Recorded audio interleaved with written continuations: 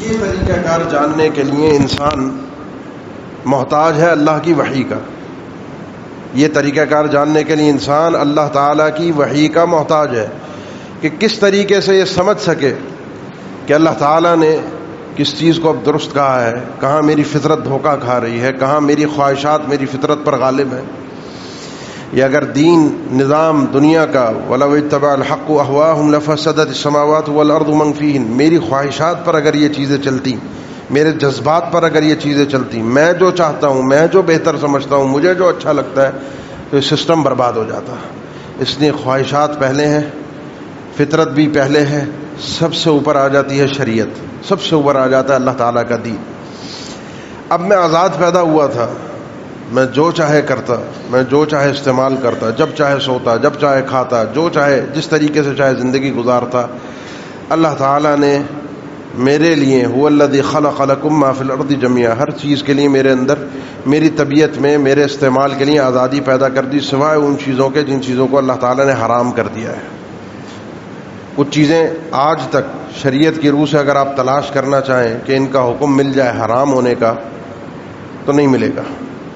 مٹی کھانا حرام ہے، شریعت میں آپ کو نہیں ملے گا. نجاست، گندگی، اس کے وہ احکامات ملیں گے کہ اگر یہ کپڑوں پر لگ جائے، وجود پر لگ جائے، مٹی وجود پر لگ جائے، مٹی آپ کے کپڑوں پر لگ جائے، تو اس کا کیا حکم شرعی ہے، وہ آپ کو شریعت تعلیم دے گی.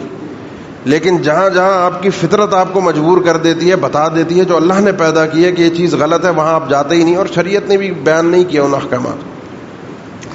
جہاں جہاں فطرت گندی ہوتی ہے، فطرت بدبودار ہوتی ہے، کس سے؟ خواہشات سے، میری رغبات سے، مجھے جو اچھا لگتا ہے وہ غالبہ شیطان کی طرف سے آنا شروع ہوتا ہے.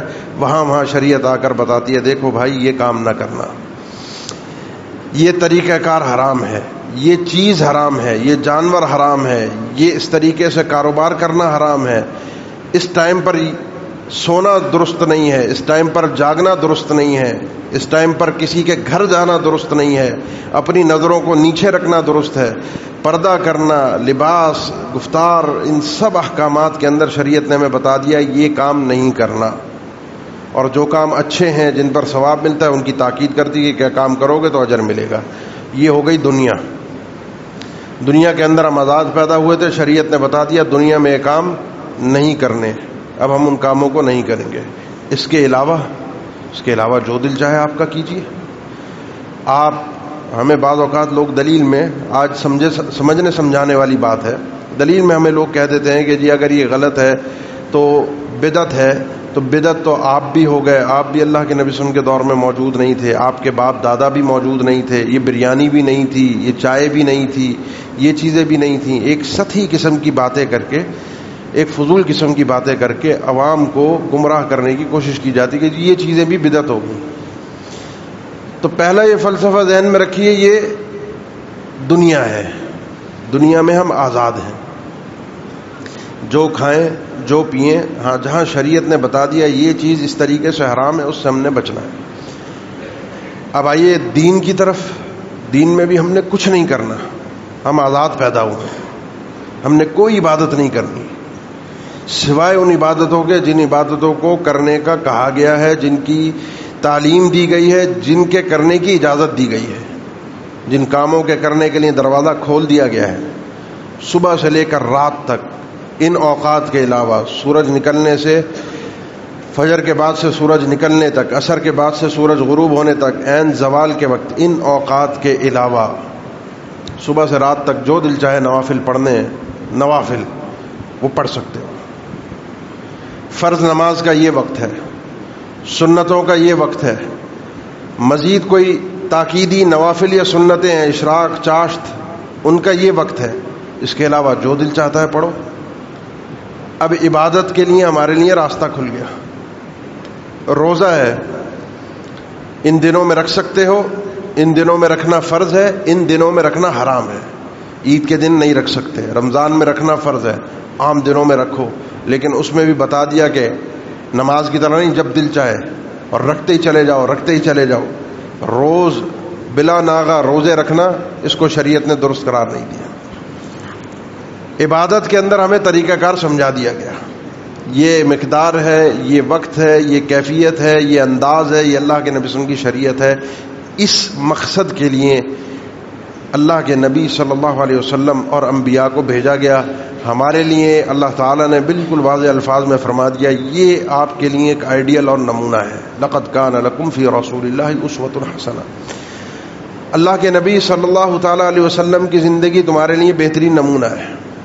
جو آپ کہہ رہے ہیں، جو آپ کر رہے ہیں، ہم نے بھی اسی طریقے سے کہنا ہے، اسی طریقے سے کرنا ہے، نہ اس سے آگے بڑھنا ہے، نہ اس سے پیچھے ہٹنا ہے۔ جس کا معیار کے مطابق عمل ہو گیا، جس کی بات، جس کا عمل، جس کا وظیفہ، جس کا ذکر، جس کی نماز، جس کی سوچ، جس کی محبت اس سانچے میں ڈھل گئی جو سانچہ اللہ کے نبی صلی اللہ تعالیٰ علیہ وسلم نے پیش کیا تھا، وہ بات اس کی قابل قبول ہے۔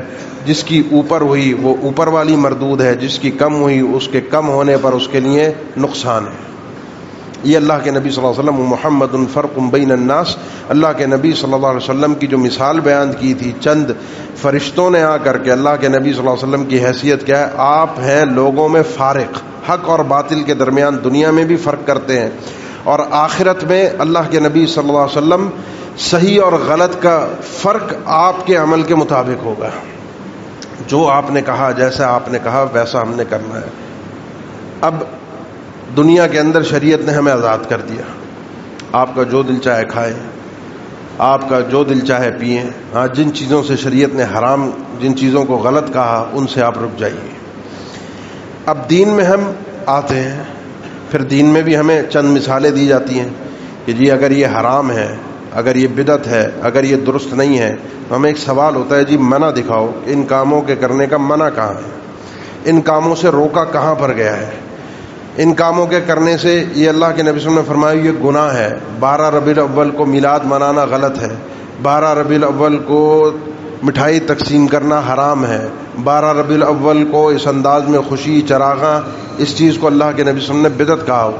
کہیں ہے اس کا کوئی ثبوت ہے؟ اگر نہیں ہے، منع نہیں ہے، تو یہ کام کر لو۔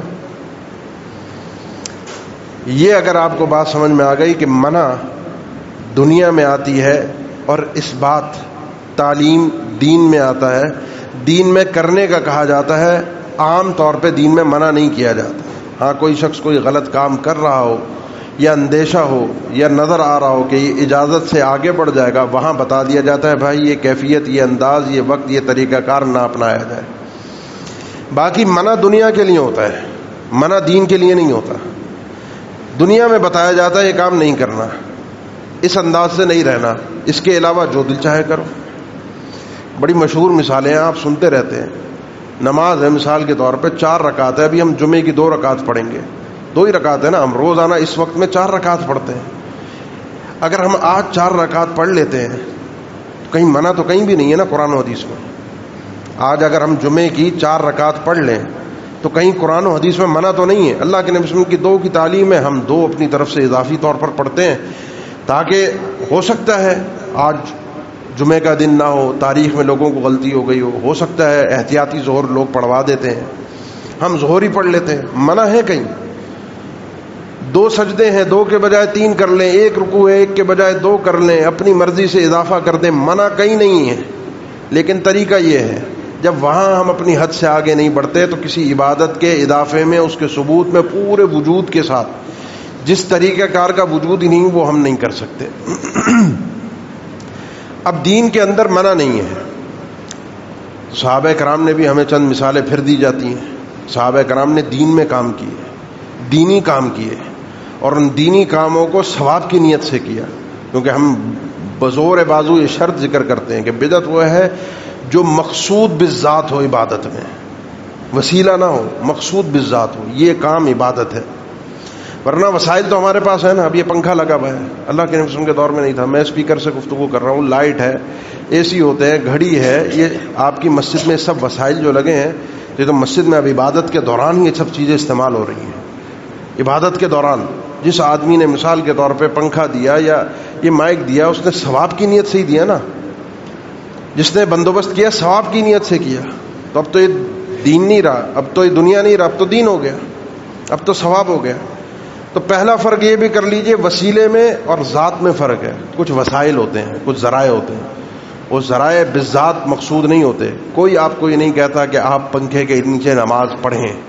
کوئی آپ کو یہ نہیں کہتا کہ پنکھے کے نیچے پڑھی جانے والی نماز اے سی والی مسجد میں نماز پڑھنا زیادہ اجر و ثواب کا باعث ہے بغیر اے سی والی مسجد میں نماز پڑھنے سے. کوئی آپ کو نہیں کہتا. وہ نماز جو اسپیکر پر پڑھی جائے اس کا اجر و ثواب زیادہ ہے بغیر اسپیکر پر پڑھے جانے والی نماز سے. وہ نماز بھی اتنا ہی اجر رکھتی ہے, وہ نماز بھی اتنا ہی اجر رکھتی ہے. یہ وسائل ہیں جس نے دیا, اللہ کے بندوں کے لیے سہولت پیدا کی, اللہ اس کو اجر دے. وہ دینا عبادت ہوا, اس کا وہ دینا مقصود ہوا. یہاں پر اب یہ چیز عبادت کے دوران وسیلہ بن گئی. اب آئیے, صحابہ کرام مقصود بالذات کام کیے. صحابہ کرام نے تراویح سیدنا عمر نے شروع کروائی با جماعت. اللہ کے نبی صلی اللہ علیہ وسلم نے تو روک دی تھی. سیدنا ابو بکر صدیق رضی اللہ تعالیٰ عنہ نے قرآن مجید جمع کروایا تھا, جو کہ نبی کریم صلی اللہ علیہ وسلم کے دور میں موجود نہیں تھا. ایک مکمل کتابی شکل میں آپ نے جمع کروایا. اور یہ مقصود بالذات عبادت ہے, علیحدہ سے نہیں ہے, ذریعہ وسیلہ وغیرہ نہیں ہے. یہ دنیا بھی نہیں ہے, یہ دین ہے. اس کو انہوں نے عبادت سمجھ کے کیا ہے. سیدنا عمر رضی اللہ تعالیٰ عنہ پہلے آئے ابو بکر رضی اللہ تعالیٰ عنہ کے پاس. ہم جب یہ بات کرتے ہیں نا کہ خیر وہ ہے جس کام کو اللہ کے نبی صلی اللہ علیہ وسلم نے کیا ہو, خیر اور بھلائی وہ ہے جس کو اللہ کے نبی صلی اللہ علیہ وسلم نے کیا ہو, اور جس کام کو اللہ کے نبی صلی اللہ علیہ وسلم نے بطور دین کے نہیں کیا وہ خیر نہیں ہے. سیدنا عمر ابن خطاب اللہ کے نبی سیدنا ابو بکر کے پاس آئے رضی اللہ تعالیٰ عنہ, آ کر کہا کہ یہ جو اتنے صحابہ کرام شہید ہوئے ہیں سن 12 ہجری میں, اور تقریباً ان میں اکثریت حفاظ کرام کی تھی. جنگ یمامہ کا غالباً موقع تھا جس میں اکثریت جو ہے وہ حفاظ کرام کی تھی. مجھے ڈر ہے, خوف ہے, قرآن سینوں میں تو محفوظ ہے, لیکن یہ سینوں میں محفوظ لے کر لوگ اگر دنیا سے جاتے رہے تو ایک قرآن کے اندر تبدیلی واقع نہ ہو, یہ قرآن ختم نہ ہو جائے. اس قرآن کو جمع کروایا جائے. سیدنا ابو بکر کے جو الفاظ تھے وہ یہی تھے, صحیح بخاری کے اندر ہے, میں وہ کام کیسے کر سکتا ہوں جس کام کو محمد رسول اللہ صلی اللہ علیہ وسلم نے نہیں کیا. سیدنا عمر نے فرمایا ہوا واللہ خیر, اللہ کی قسم یہ کام بہت بہترین, خیر والا, بھلائی والا کام ہے, ثواب والا کام ہے. سیدنا عمر کے الفاظ ہیں. سیدنا ابوبکر کہہ رہے ہیں کہ میں وہ کام کیسے کر سکتا ہوں جو کام اللہ کے نبی صلی اللہ علیہ وسلم نے نہیں کیا. کہتے ہیں سیدنا ابوبکر فما زال یراجعونی, بار بار آتے رہے عمر میرے پاس, سمجھاتے رہے, گفتگو چلتی رہی. حتی شرح اللہ صدری, یہاں تک کہ اللہ تعالیٰ نے ایک وقت آیا کہ میرے سینے کو, دل کو اس بات کے لیے کھول دیا, مجھے بات سمجھ میں آ گئی. یہ جملہ عمر کا سمجھ میں آ گیا, ہوا واللہ خیر, اللہ کی قسم یہ کام خیر والا کام ہے. جو کام اللہ کے نبی صلی اللہ علیہ وسلم نے نہیں کیا یہ کام خیر والا کام ہے. میں نے بلایا, بلکہ زید بن ثابت راویوں کہتے ہیں پھر مجھے بلایا سیدنا ابو بکر نے رضی اللہ تعالیٰ عنہ, اور بلا کر کہا یہ کام کرنا ہے.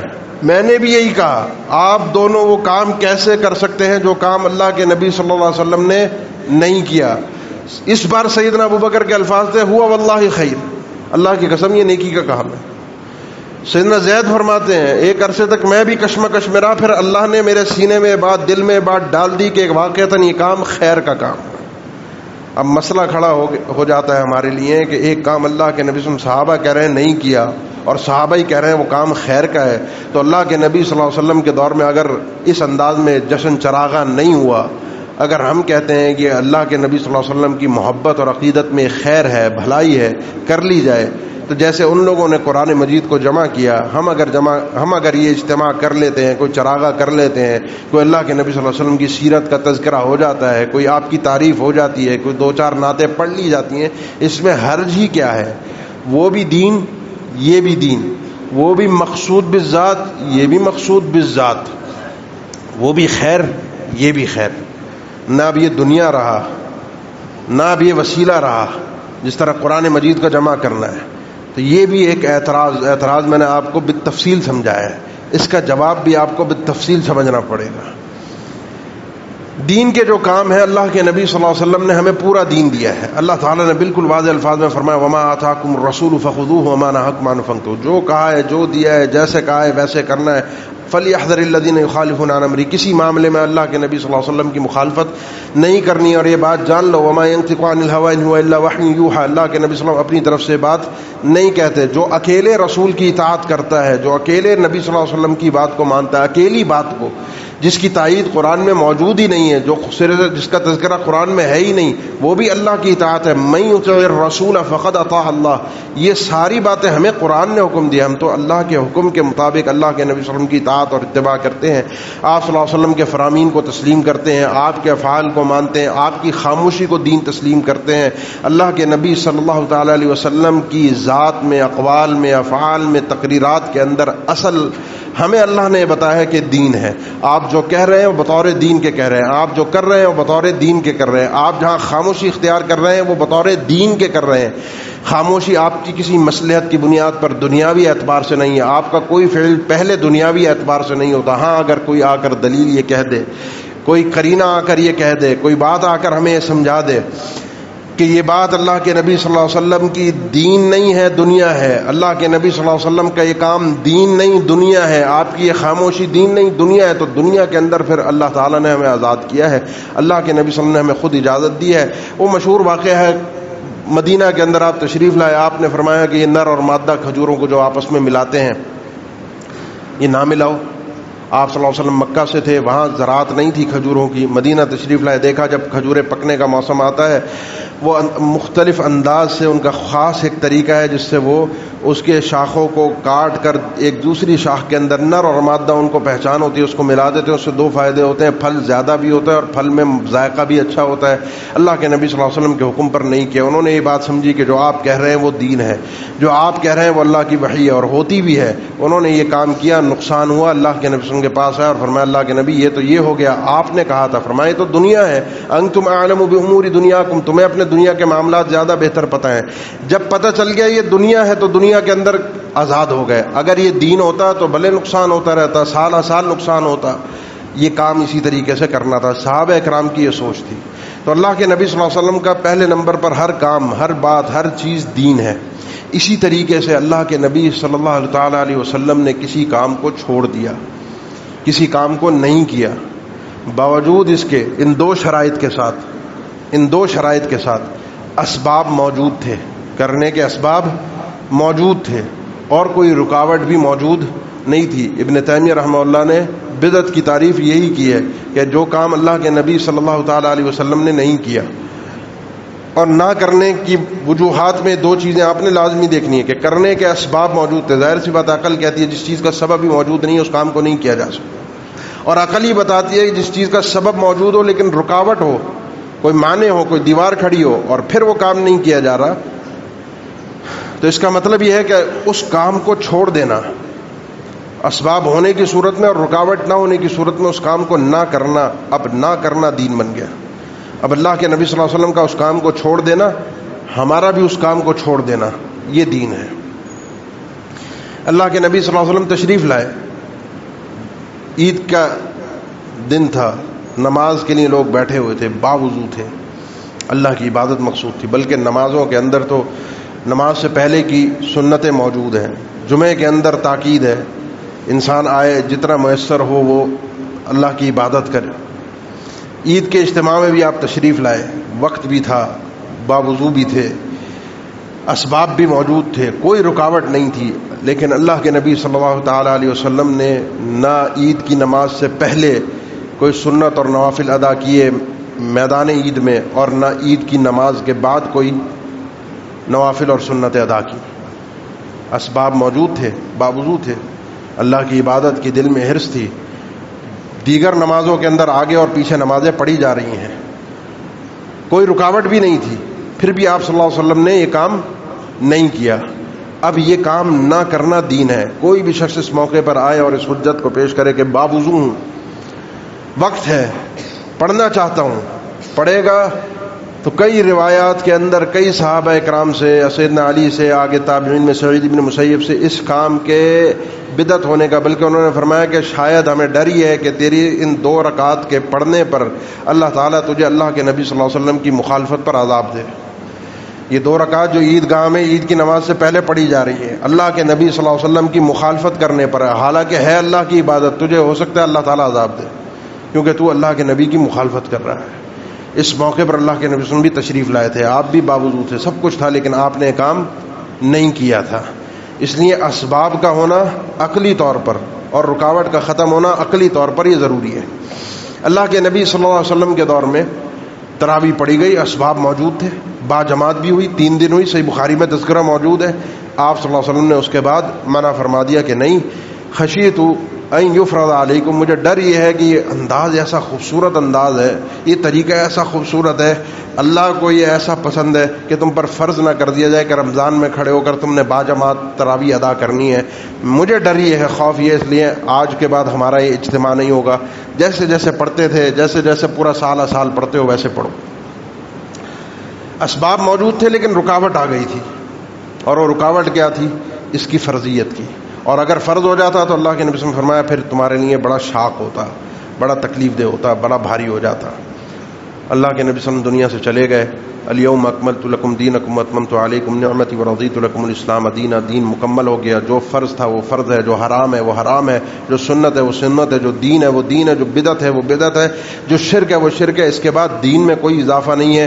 عمر ابن خطاب تھے رضی اللہ تعالیٰ عنہ، بیٹھے ہوئے لوگوں کو دیکھا یہ ٹولیوں میں نماز پڑھ رہے ہیں، ان کو نظر آیا، انہوں نے کہا وہ جو رکاوٹ تھی اب آج ختم ہو گئی، وہ جو رکاوٹ تھی ختم ہو گئی۔ اس رکاوٹ کے ختم ہو جانے کے بعد اگر ہم دوبارہ وہی اجتماع اللہ کو پسند تو ہے، اللہ کے نبی صلی اللہ علیہ وسلم نے خود اپنی زبان مبارک سے ارشاد فرمایا تھا پسند ہے خشیت و یفرض علیکم، لیکن اب فرضیت کا وہ جو ڈر تھا، وہ جو رکاوٹ تھی، وہ دروازہ بند ہو گیا، لہٰذا وہ اجتماع دوبارہ واپس ہونا چاہیے۔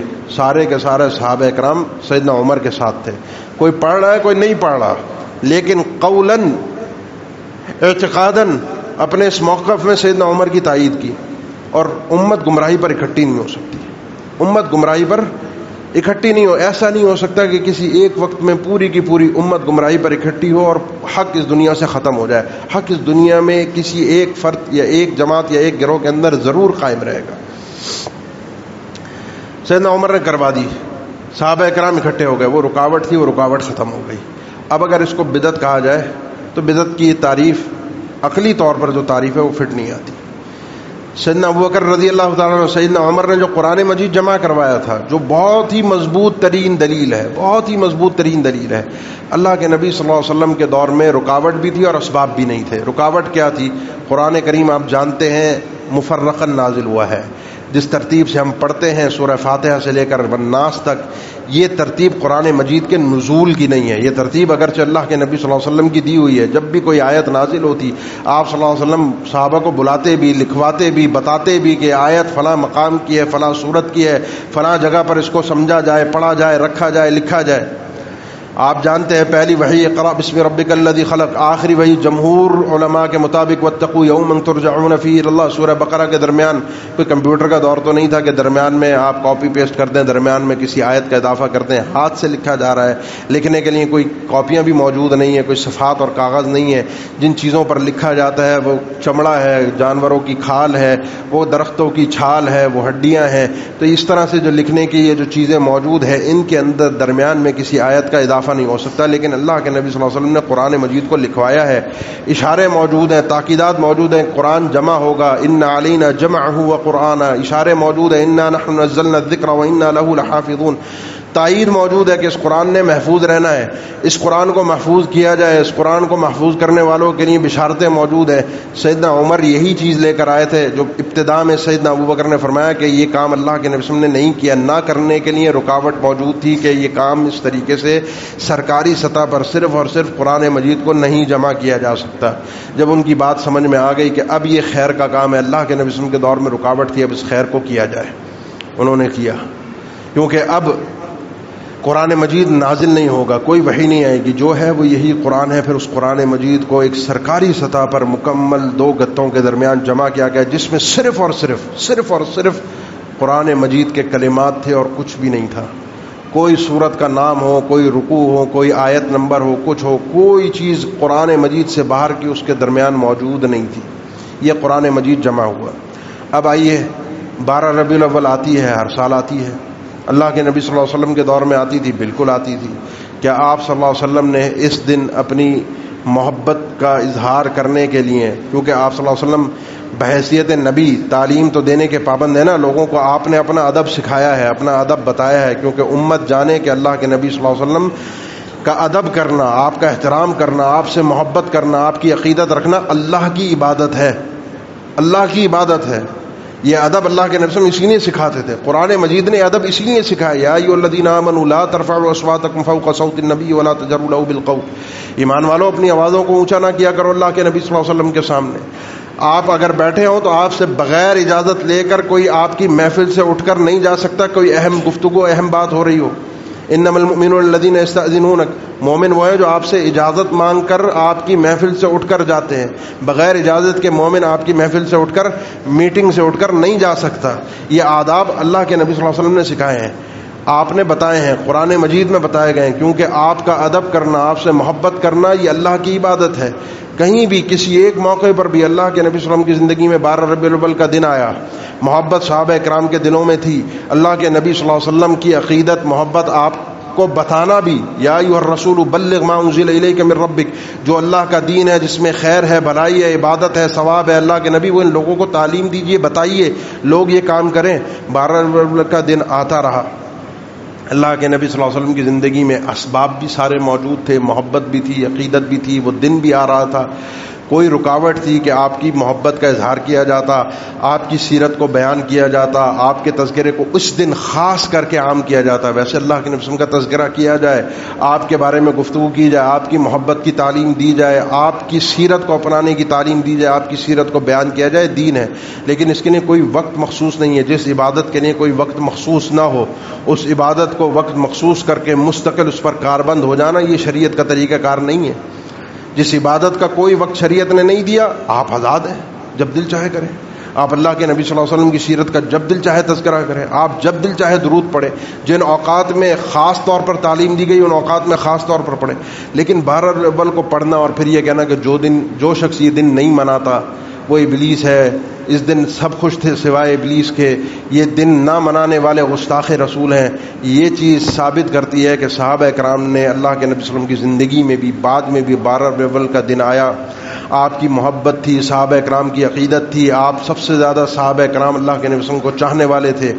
اس دل کی محبت، سارے اسباب، کوئی رکاوٹ نہیں تھی، لیکن اس دن کو خاص نہیں کیا گیا، اس دن کو خاص طریقے سے نہیں منایا گیا۔ اب اگر کوئی شخص مناتا ہے، اب اگر کوئی شخص یہ کام کرتا ہے، تو جو کام پھر اللہ کے نبی صلی اللہ علیہ وسلم نے دین کے طور پر، مقصود بالذات عبادت کے طور پر، ثواب سمجھ کے کہ جو نہیں کر رہا وہ غلط کر رہا ہے، جو نہیں کر رہا وہ گستاخ ہے، جو نہیں کر رہا وہ ابلیس ہے، اس کو اس طریقے سے منانا، پھر یہ بدعت کہلائے گا، کیونکہ بدعت دین میں ہی ہوتی ہے، بدعت نیکیوں میں ہوتی ہے، گناہ کے کام بدعت نہیں ہوتے، غلط کام بدعت نہیں ہوتے، جن کاموں سے اللہ کے نبی صلی اللہ علیہ وسلم نے روک دیا ہے، منع کر دیا ہے، وہ بدعت نہیں ہوتی۔ اللہ ہمارے عقیدے کی اور عمل کی اصلاح فرمائے۔ قولوا قولی ھذا واستغفر اللہ لی ولکم وآخر دعوانا الحمد للہ رب العالمین۔ الحمد للہ علی احسانہ والشکر لہ علی توفیقہ وامتنانہ، واشہد ان لا الہ الا اللہ وحدہ لا شریک لہ تعظیما لشأنہ، واشہد ان محمدا عبدہ ورسولہ الداعی الی رضوانہ صلی اللہ علیہ وعلی آلہ واصحابہ واخوانہ وسلم تسلیما کثیرا، اما بعد۔ پچھلے ہفتے ایک خبر سننے کو ملی، 2007 میں ایک شخص نے فرانس کے اللہ کے نبی صلی اللہ علیہ وسلم کے گستاخانہ خاکے بنائے، پھر وہ پوری حفاظتی تحویل میں رہتا تھا، اس کے ساتھ پولیس کے گارڈ تھے اس وقت سے، اور پھر ہم نے سنا، دیکھا، اطلاعات ملی کہ ایک کار ایکسیڈنٹ کے اندر وہ شخص مارا گیا، بلکہ صرف مارا ہی نہیں گیا، جل گیا، اس کی وجود کو پوری آگ لگی اس دنیا کے اندر، اس کی گاڑی پوری جل گئی، اس کے محافظ بھی اس کے ساتھ ختم ہو گئے۔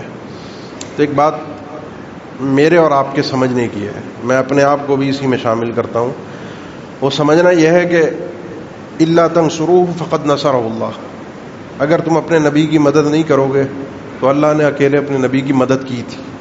اذ اخرجہ الذین کفروا ثانی اثنین اذ ہما فی الغار، جب لوگوں نے اللہ کے نبی صلی اللہ علیہ وسلم کو، کافروں نے مکہ سے نکال دیا تھا، دو تھے اور خوف کے عالم میں تھے، اذ ہما فی الغار اذ یقول لصاحبہ لا تحزن ان اللہ معنا، دونوں غار کے اندر چھپے ہوئے تھے، اور ایک دوسرے سے، اپنے دوست سے، اپنے ساتھی سے، اللہ کے نبی صلی اللہ علیہ وسلم سیدنا ابو بکر سے کہہ رہے تھے رضی اللہ تعالیٰ عنہ، گھبراؤ نہیں، ڈرو نہیں، غم زدہ نہ ہو، ان اللہ معنا، اللہ ہمارے ساتھ ہے.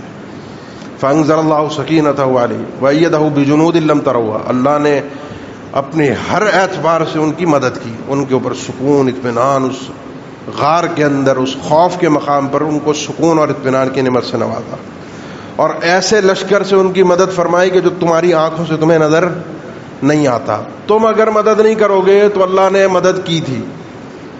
انا کفیناک المستہزئین، ہم اکیلے کافی ہیں ان لوگوں کے لیے جو آپ کا استہزاء کرتے ہیں، جن کا مقصود زندگی ہے کہ وہ آپ کا مذاق اڑاتے ہیں. اللہ نمٹ لے گا. اللہ کے نبی صلی اللہ علیہ وسلم کی عزت پر کوئی آنچ نہیں آ سکتی. ان نشانیہ کا هو الابتر، آپ کا دشمن نیست و نابود ہوگا، بے نسل رہے گا، اس کا کوئی نام و نشان باقی نہیں چھوڑے گا اللہ.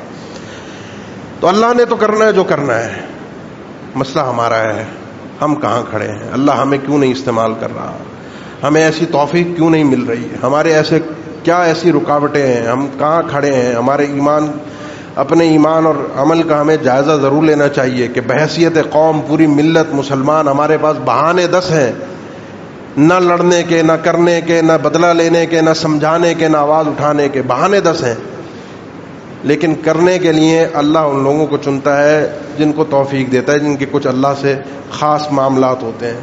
اللہ سے ہمیں اپنے ان معاملات کے حوالے سے معاملات کو درست کرنا ضروری ہے جو رکاوٹ بنے ہوئے ہیں کہ اللہ ہمیں اپنے دین کے معاملے میں ان معاملات کے اندر استعمال نہیں کرتا. اللہ ہمیں توفیق ہی نہیں دیتا کہ ہم اللہ کے نبی صلی اللہ علیہ وسلم کی عزت کے حوالے سے کچھ کر سکیں.